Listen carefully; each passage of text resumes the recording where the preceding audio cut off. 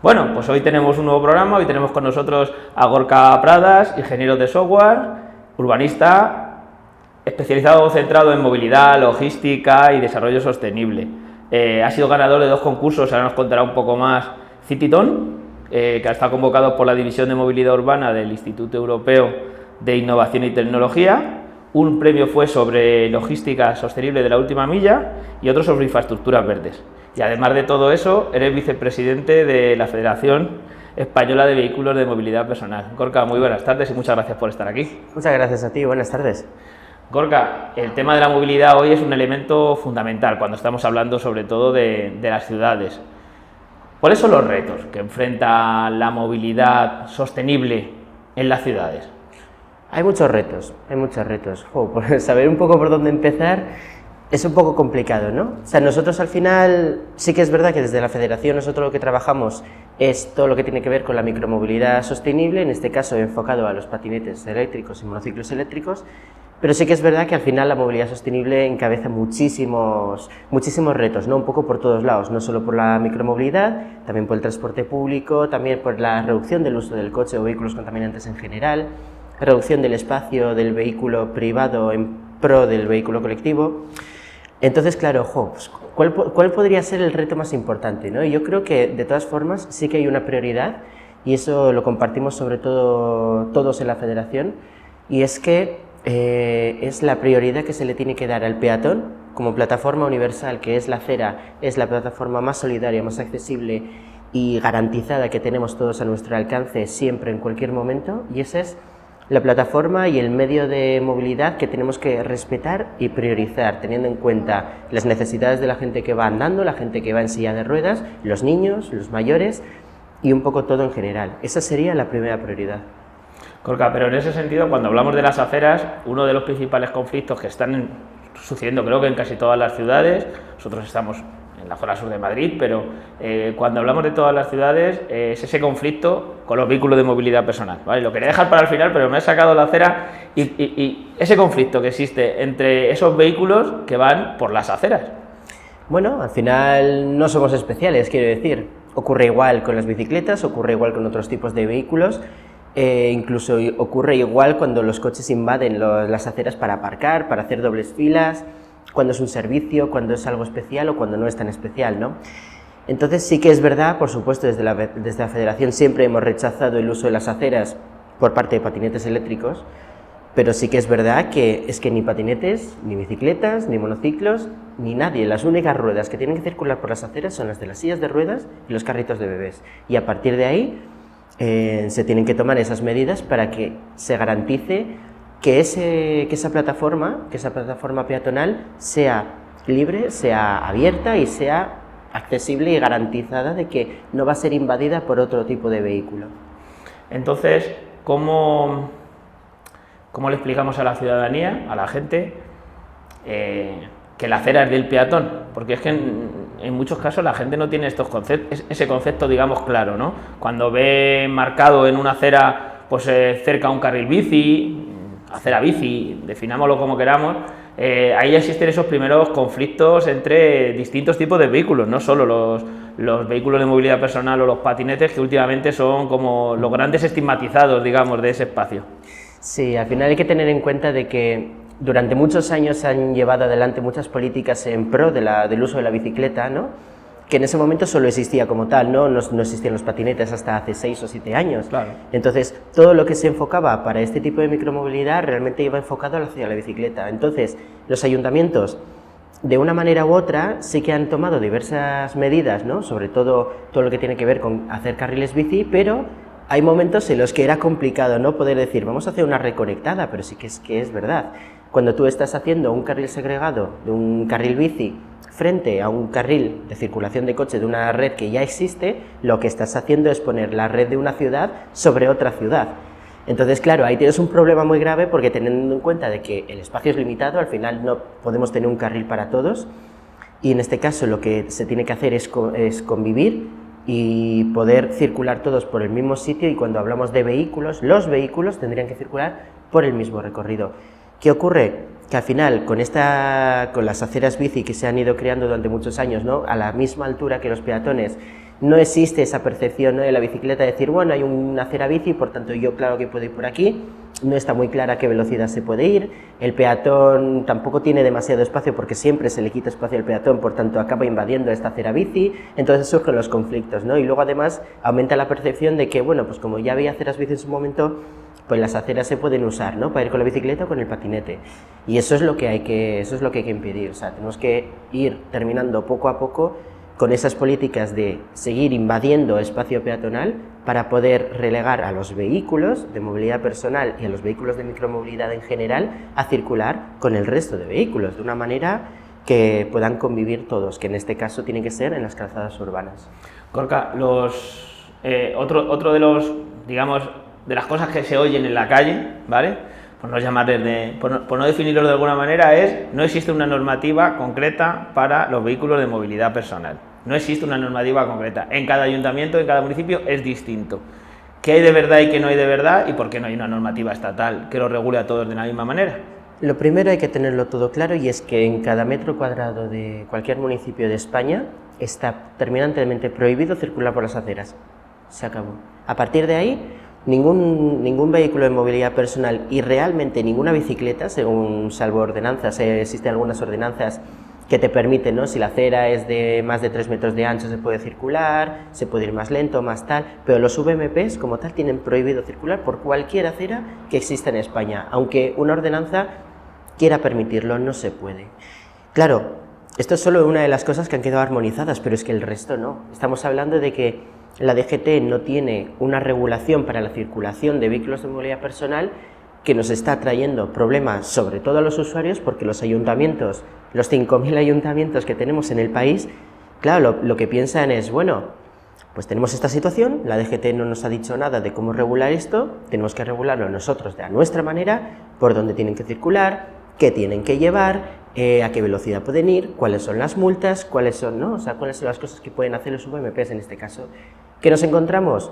Pues por supuesto, con una desconexión de información entre ayuntamientos contiguos, de la cual tú puedes decir, si un ayuntamiento obliga el casco, algo que tampoco está permitido porque no es competencia del ayuntamiento en el caso de los VMPs, si alguien obliga a llevar el casco en un municipio y en el otro no, si yo por ejemplo voy aquí en Getafe con mi patinete eléctrico sin casco pero paso Leganés y me multan porque no llevo el casco, claro, existe esa incompatibilidad. Entonces eso es uno de los mayores problemas, sobre todo en las zonas en las que estás pues pegado a otras ciudades, ¿no?, a otros municipios. La culpa de esto, por supuesto, de la DGT. Quiero decir, la DGT desde el primer momento tenía que haberse puesto en contacto con los expertos en la materia de micromovilidad y circulación para poder crear una regulación lo antes posible que pudiera ser armonizada en todos los municipios, pero que también fuera armonizada de una manera justa, ¿no? Al final somos somos el mismo tipo de micromovilidad que una bicicleta, por tanto, se comprende que allá por donde una bicicleta puede circular, un VMP también también debería circular, por tanto una equiparación es indispensable. Gorka, otro de los elementos que ha sido últimamente de más actualidad ha sido la constante prohibición en multitudes de lugares para que el transporte público, en diversos transportes públicos, ya sean en trenes, metros, autobuses, no puedan subir los VMP porque ha habido algunos casos, hemos visto todas las imágenes de un patinete eléctrico que se había quemado. Hemos visto uno o dos, habremos visto 2 casos, y ya con eso cundió el pánico entre las autoridades y todo el mundo decidió poner manos a la obra muy rápido para prohibirlos. Sí, ¿no? Al final quiero decir, nos vendemos el relato de que sí, movilidad sostenible, sí, tal, muévete tal en vehículos sostenibles, haz así un poco, ¿no?, deja el coche, vete andando en bici, en patinete, no sé qué, y de repente cuando viene una noticia así, que al final viene todo alimentada y completamente exagerada, ¿no?, por los medios, nos encontramos con estas instituciones cerrando a cal y canto cualquier interacción con los VMPs en el transporte público. Claro, si fuera por la casuística, ya solo hasta abril ya han ardido más coches en la vía pública en túneles cerrados, tanto en Barcelona como en Madrid y en otros sitios, en los que tú dirías, ¿por qué nos han prohibido los túneles en los coches? No tiene ningún sentido. Y la respuesta es obvia, porque el coste-beneficio, el beneficio de usar esos túneles es muchísimo mayor que el riesgo que existe actualmente de que un vehículo se incendie en el interior. Lo mismo pasa con un patinete eléctrico. ¿Por qué una bicicleta eléctrica que lleva las mismas baterías, mismos compartimentos, incluso está hermetizada, lo cual sí que podría explotar? Al contrario que un patinete no explota, no va a explotar, o sea, deflagra, que es lo que hace. O sea, básicamente se quema el combustible que lleva dentro de la batería, chispea, o sea, actúa como un soplete porque tiene diversas fugas el patinete eléctrico, hasta que se apaga. Pero claro, teniendo en cuenta de que este tipo de vehículos también llevan las mismas baterías, a esto no se les ha prohibido, y sin embargo los patinetes eléctricos sí, y también a los monociclos eléctricos, teniendo en cuenta de que los monociclos eléctricos jamás han dado un problema, no solo en España, ni siquiera en Europa. Y ya podemos contar este año que ya han ardido 2 bicicletas eléctricas, uno en un andén en Londres y otro dentro de un tren en Toronto, y las respuestas ¿cuáles han sido?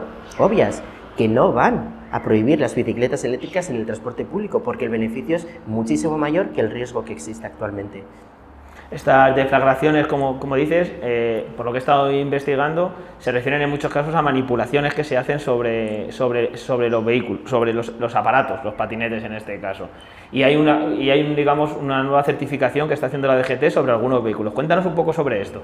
¿Qué relación tiene? Sí que es verdad que existen diversos factores, ¿no?, que al final pueden acrecentar la posibilidad de que tú tengas un accidente o que se sobrecaliente una batería y por tanto empiece a arder.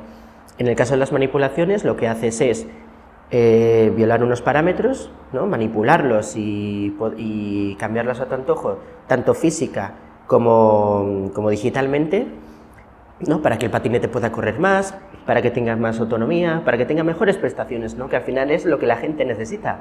La gente se ajusta a su propia demanda, entonces, al no haber posibilidad de que un patinete pueda no correr más, pero sobre todo la gente lo que necesita es autonomía. Claro. Mucha gente lo que hace es ir de punto a punto y volver. Encima, con la prohibición del transporte público, se duplica, porque antes tú entras con un patinete al transporte público, vas, realizas la última milla y realmente consumo de batería no has hecho demasiada, has creado una multimodalidad. Claro, a partir de ahí la DGT saca una certificación que básicamente es duplicar el proceso de certificación de calidad del certificado europeo, con el cual las baterías de los actuales patinetes ya cuentan, porque si no, no se pueden comercializar en este país, en el que te especifican que este patinete, solo patinete, porque los monociclos eléctricos los ignora completamente, por tanto, a partir de 2027, que es cuando ya se va a poner en vigor el completo funcionamiento de este certificado, ningún monociclo eléctrico podrá circular por ninguna vía pública de España, te impone una serie de requisitos por lo general que están atados a la construcción del patinete. Te dicen, tiene que tener esta potencia, tiene que tener estos elementos, tiene que estar asegurado de esta manera, o sea, tiene que tener este tipo de protocolos y demás, y tiene que pasar diferentes tests, ¿no? ¿Cuál es el mayor problema de todos estos? Aparte de que obviamente acabas con todo el parque de patinetes eléctricos y por supuesto el 100% de los monociclos eléctricos que existen actualmente en nuestras vías, porque claro, estos vehículos que tenemos ahora, el mío por ejemplo, no se pueden certificar a menos de que lo adecúes a las necesidades por 500 euros. Claro, quiero decir, ¿qué persona, habiéndose pagado 300 euros por un patinete eléctrico, va a dejarse 500 euros para certificarlo si ya iba bien y no daba ningún problema porque ya tenía un certificado europeo? Y además eso no es lo peor, pues sobre todo el mayor problema es que el manual de características actualmente lo que hace es violar una directiva muy importante de la Unión Europea, que es la directiva de máquinas, y sobre todo lo que acontece al mercado único, porque cuando tú eres una empresa que tienes un patinete diseñado, está con las calidades europeas, está ajustado a los estándares europeos que existen sobre VMPs, te encuentras con la situación en la que tú en Francia ahora mismo lo puedes comercializar, o en Portugal, o en Alemania. Sin embargo, en España no. En España tienes que sacar otro certificado que te cuesta entre 6.000 y 11.000 euros, algo que si eres una startup acabo, o sea, no puedes seguir adelante, porque quiero decir, ya solo para montar, organizar toda la empresa, tener los modelos y montarlo todo, ya te cuesta un dineral. Encima ahora le tienes que sumar 6.000 euros porque la DGT ha dicho que tienes que certificarlo de esta manera. Esto al final lo que hace es violar, ¿no?, esa diferencia que no debería existir, por supuesto. O sea, crea una diferencia entre países europeos, lo que es el mercado único. Entonces, a partir de ahí, es uno de los mayores problemas de la certificación de la DGT.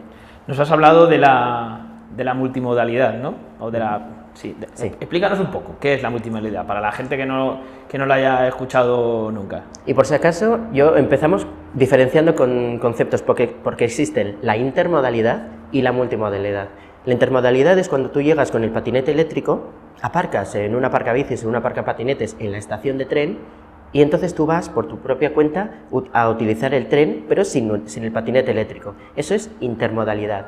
Pero la multimodalidad, sin embargo, que es algo muchísimo más interesante, ¿no? Porque hace los viajes mucho más eficientes y obviamente no utiliza ese espacio público para dejar otros vehículos, lo que haces es, o no tanto, lo que haces es entrar con el patinete en el transporte público. Uno de los casos más famosos, quiero decir, lo que se hace todos los días es cuando tú vas a un ferry con el coche.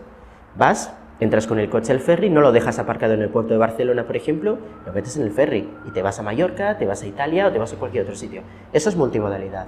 Claro, esto ya ha habido, tiene muchísimos beneficios en ese caso, porque además de reducir la flota, ¿no? la flota disponible, porque si tú utilizas solo la intermodalidad y tu última milla necesita de otro vehículo, si es un patinete eléctrico, con la multimodalidad puedes utilizar el mismo vehículo para todo el viaje, ¿no? Para la primera y la última milla, mientras utilizas el transporte público.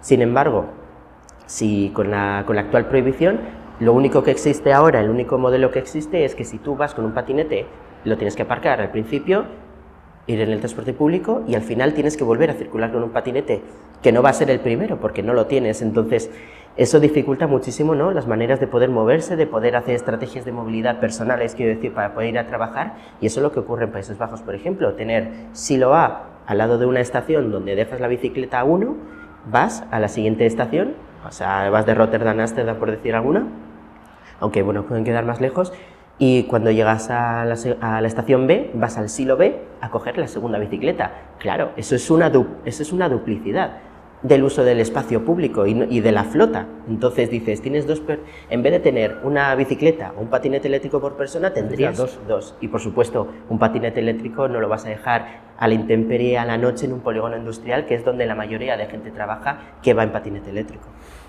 En ese caso, ahora mismo muchos ayuntamientos, por seguir avanzando en movilidad y pasar a otra cosa, están aprobando las famosas zonas de bajas emisiones. Eso es otro elemento que está generando polémica o debate en los municipios. ¿Qué pros y qué contras le ves a las zonas de bajas emisiones? ¿O es todo beneficio?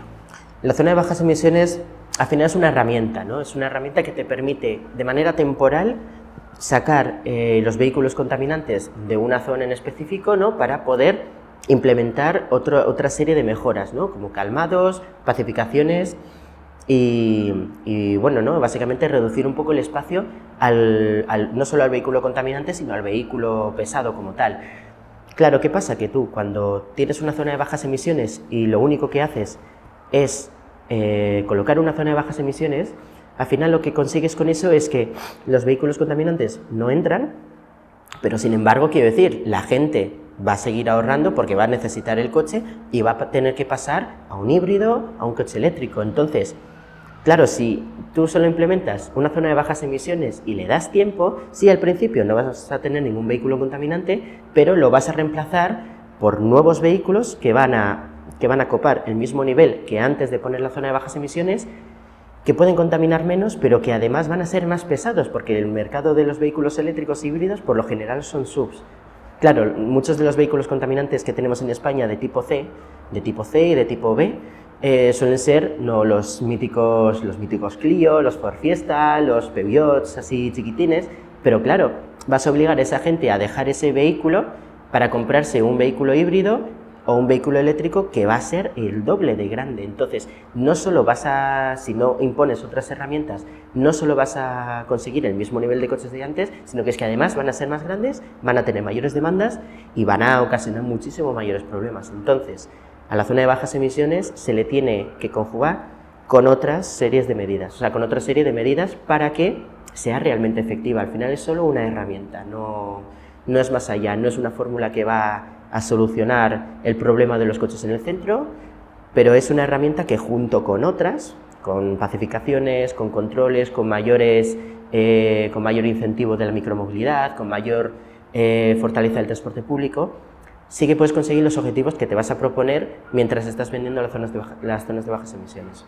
Sin ellas no hay nada que hacer. Sí, la zona de bajas emisiones no arregla nada de por sí, ¿no? Solano. Entonces, otro de los problemas que hay en relación con lo que estabas explicando de los vehículos y que la gente, pues ahora que se está instalando, porque la gente, digamos, que no sigue estos temas, pues no le llega mucho, es el tema de has llamado de las etiquetas de los coches por la DGT. Con eso hay mucha polémica también. Ahora que se están implantando las zonas de bajas emisiones, la gente empieza a revisar un poco más las etiquetas, la suya, la del vecino, la de, pero ¿por qué este sí puede entrar y yo no? Porque claro, si este tiene aquí y este contaminará seguro igual que el mío, porque por mucho que sea híbrido, pero lleva gasolina. Claro, ¿no? Y nos podemos imaginar, por ejemplo, que se limita el número de cruceros, por decir, en el puerto de Valencia, se limita el número de cruceros, pero viene un crucero de tipo eco y puede ser 14 veces más grande que un barco pesquero y puede entrar al puerto, ¿no? O sea, eso es lo que pasa sobre todo con las ciudades y con el mercado actual de automoción. Muchos de los vehículos cada vez son más grandes porque nos estamos trayendo cada vez más esas medidas de Estados Unidos, de las zonas de Estados Unidos donde los coches son enormes comparados con las personas y sobre todo con los más pequeños, lo estamos trayendo poco a poco, ¿no? En una sociedad donde sí que estábamos acostumbrados a tener vehículos pues más pequeños, al tener ciudades mediterráneas exigían coches pequeños como tal. Sin embargo, estamos perdiendo, ¿no? esa manera de hacer. Obviamente las expansiones de las ciudades, de las urbanizaciones, son anchas, son amplias, no dan ningún problema, no son muy cerradas, por tanto te permite, ¿no?, poder circular con un coche más grande y más grande y más grande. Al final, al paso de los años, como el mercado sigue haciendo crecer el tamaño del coche, bueno, al final es verdad que para una empresa de automoción un coche más grande es más rentable para ellos en principio. Claro, eso solo por el tamaño. Si tenemos en cuenta además que si tiene un motor híbrido, que si tiene una pequeña batería que permite algo de no sé qué, aunque sea irrisorio, se considera incorrectamente como un vehículo ecológico. Y claro, esos son los vehículos que te puedes encontrar, un Hammer con etiqueta eco circulando por el centro de Madrid y dices, esas cosas no tienen sentido. La certificación, la idea de la certificación de la DGT como tal es buena, es correcta, pero ni está bien implementada, ni está bien medida y tampoco no contempla, ¿no?, las situaciones, sobre todo en relación al tamaño. Eso es uno de los casos que, por ejemplo, en París hubo un referéndum que con solo un 5% de participación de todos los parisinos, quiero decir, más gente votó en el pasado referéndum en París para ir contra los patinetes de alquiler, que fue un 8%, quiero decir, menos todavía, pero se aprobó, bueno, con ese 5%, Anne Hidalgo, la alcaldesa de París, dijo, ¿no?, o sea, prometió, vamos a decirlo así, porque ganó, ¿no?, o sea, ganó que se echaran a los SUV de las ciudades, ¿no?, y teniendo en cuenta de que un SUV es un tipo de vehículo, pero no significa que un SUV sea un coche enorme, o que un coche enorme no sea siempre sea un SUV. Eso no es cierto, además de que tampoco se puede hacer, o sea, realmente es ilegal. Pero dejando esas cosas aparte, porque ahí ya sí que se me escapa un poco más, sí que es verdad que hay que tener en cuenta de que no todos los coches grandes son SUV. Por si a alguien se le ocurre decir, no, vamos a prohibir los SUV de las ciudades. No, vamos a prohibir los coches grandes, y vamos a fomentar que la movilidad, cuanta más gente vaya dentro de un coche, es muchísimo más eficiente y, por supuesto, es completamente válido frente a un transporte público, frente a una bicicleta o un patinete. Hay que tener en cuenta eso, o sea, hay que ir contra la maximización, la magnificación del parque automovilístico de ahora, no porque sea un SUV, no porque sea un tipo concreto y sobre todo por las emisiones. Claro. Al final esa es un poco la historia que parece que la gente ahora está empezando a dar cuenta con el tema de las zonas de bajas emisiones. Hemos hablado antes al principio cuando te presentaba de que habéis hecho un trabajo acerca de la logística sostenible de la última milla. Sí. Yo quiero que nos expliques un poco la importancia que tiene esto en la ciudad, porque en la ciudad sí tenemos conceptos, nos has hablado de la importancia de la acera como el elemento fundamental, todos hablamos de los coches, hemos hablado de la zona de bajas emisiones y de la relación de los coches con la ciudad, pero la logística, ¿cuán importante es la logística en una ciudad en cuanto a contaminación y cómo se puede lograr que sea sostenible? La logística en una ciudad puede suponer hasta el 50% del tráfico de una ciudad, depende de la ciudad también, por lo general suele ser bastante menos, pero hay casos en los que se llegan hasta el 50%. A partir de ahí, la logística se divide en diversos campos, ¿no?, que obviamente son incompatibles entre sí para aplicar soluciones, por tanto se tienen que trabajar de diferente manera.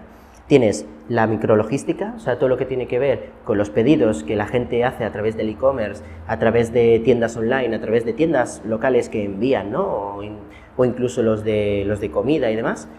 Después tienes también la logística grande, ¿no? Las de los supermercados, las de abastecimiento y derivados, ¿no? Que al final se tienen que hacer, son necesarios para poder mantener la economía local a flote. Y luego también tienes la de los servicios, ¿no? La cartera de los servicios, que son los fontaneros, que son los electricistas, los de cualquiera de telefonía, de internet y demás. A partir de aquí nosotros trabajamos una solución para el primer caso, lo que es la micrologística, ¿no?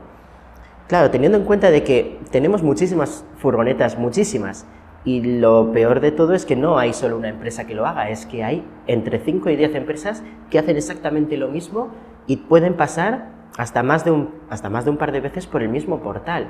Eso, por supuesto, es un modelo completamente ineficiente. Nosotros, al final, estamos acostumbrados a ver la mítica furgoneta de Amazon apostado en una doble fila, en un carril bici, invadiendo espacio por lo general para poder entregar un paquete, pero es que eso no es lo peor, sino que después, cuando se va el de Amazon, o a lo mejor viene otro de Amazon incluso, o te viene otro de cualquier otra empresa, ¿no? Que también tiene que dejar un paquete. Claro, eso lo hace completamente ineficiente y, por supuesto, es una de las grandes causas de la contaminación del tráfico de una ciudad. Entonces, a partir de ahí, nosotros trabajamos esa solución en la cual, dependiendo del tamaño y de la realidad de una localidad, se puede crear un centro de consolidación urbana para que todos los trailers con las grandes mercancías se dejen todos en un punto alejado de la ciudad, alejado de los habitantes, para evitar esa circulación de trailers, ¿no? Por esas zonas cercanas, y a partir de ahí se crean diversas rutas para poder circular a través de puntos de recogida donde los vecinos tendrían muchísimo más campo y muchísima mejor oportunidad para recoger sus paquetes, porque al final, si vas a recoger un paquete en una tienda, tienes prácticamente todo el horario laboral disponible. Si es una taquilla, tienes las 24 horas. Y si es una oficina momentánea, concreta, además, pues bueno, pues tienes un rango mayor de horas, ¿no? Que en vez de tener que estar esperando en casa, sin saber muy bien a qué hora te llega, porque nunca te dicen a qué hora llega, te dicen entre las 10 y las 6, y entre las 10 y las 6 tienes que estar ahí, si no, tienes un problema. Entonces, a partir de ahí, con esas rutas, ¿no? que se hacen, sobre todo con vehículos sostenibles de todos los paquetes, se juntan todos los paquetes de las empresas, de todas las empresas, en el mismo centro para repartirlas a la vez por diferentes puntos de recogida, con la mayor cercanía al usuario, obviamente. Se pueden entregarlas utilizando bicicletas de carga, patinetes de carga o incluso vehículos eléctricos, furgonetas eléctricas, pero que en este caso puedan aprovechar todo el espacio que pueden llevar, ¿no? En este vehículo. A partir de ahí, bueno, pues lo que creas es obviamente una reducción, lo que consigues es una reducción de esa flota de mercancías de todas las empresas en general, ¿no? Las empresas ganan en ese sentido, ¿no? No tienen que llevar una flota de 100 vehículos a una ciudad.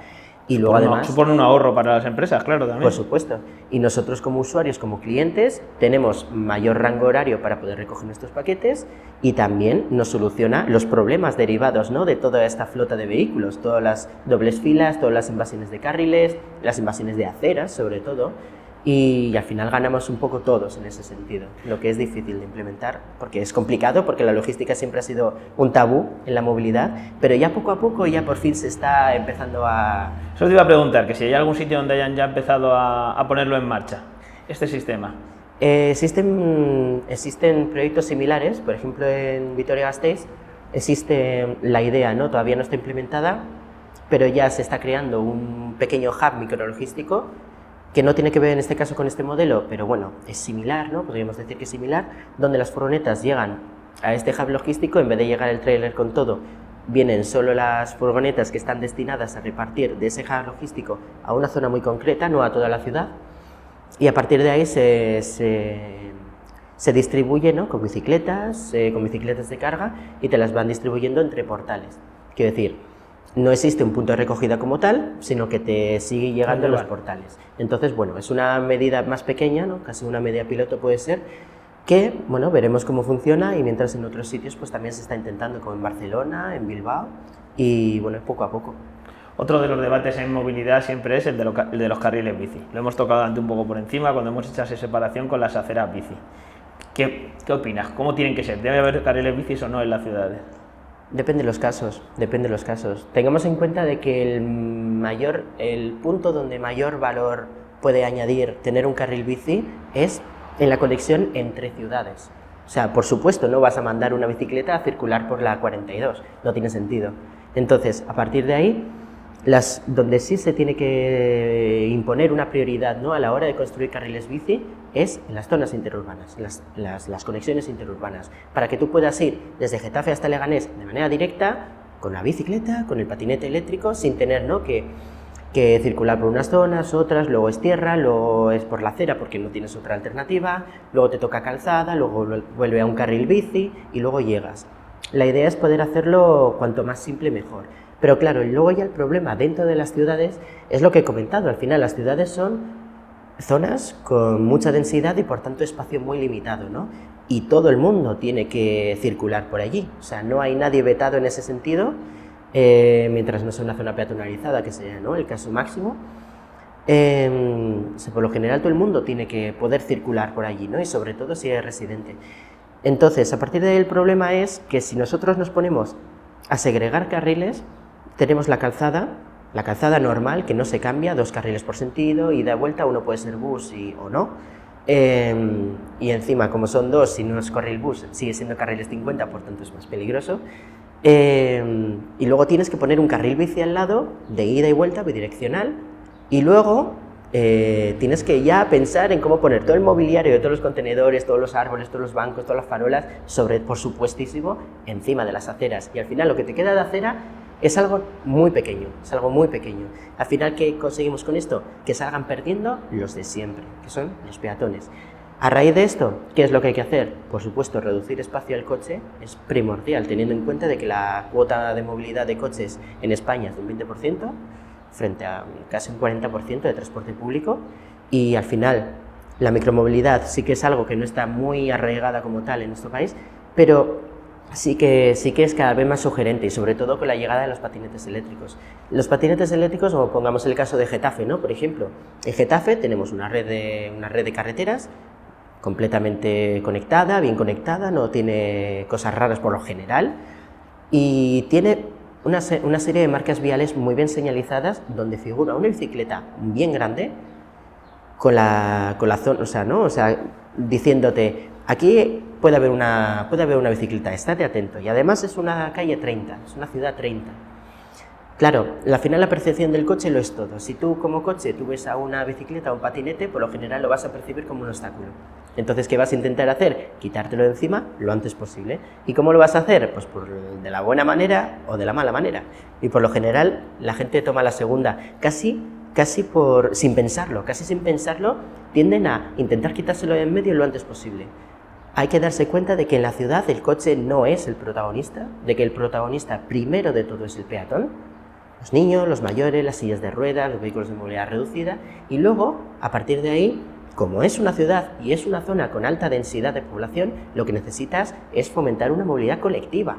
O sea, todo lo que pueda mover el mayor número de personas posible es lo ideal para una ciudad. Por tanto, potenciar los carriles bus es algo primordial, básicamente. Y obviamente si tienes una línea de metro, si tienes un cercanía, si tienes demás, bueno, pues mucho más que mejor, ¿no? Y luego ya viene el reto de lo que es la micromovilidad, ¿no? ¿Cómo haces para que esta micromovilidad no entre en conflicto con los peatones, ni tampoco con los coches, ni con ellos mismos?